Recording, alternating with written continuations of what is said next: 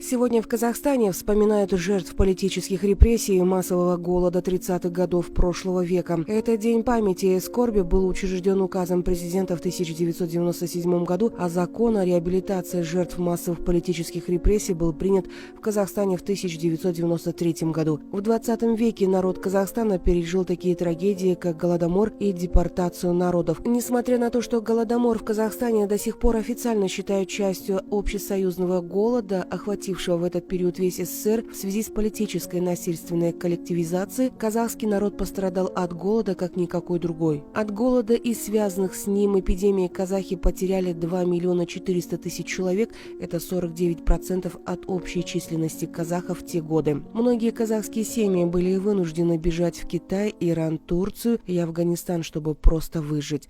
Казахский народ пережил не только голод, но и тяжелые годы террора. За годы репрессий в наши степи было сослано свыше 5 миллионов человек со всех углов Советского Союза. На территории Казахстана находились самые крупные лагеря структуры ГУЛАГ, Алжир, Карлаг, Степлак. Согласно официальным данным, в Казахстане советской властью были осуждены более 100 тысяч человек. К 25 тысячам из них была применена высшая мера наказания – расстрел.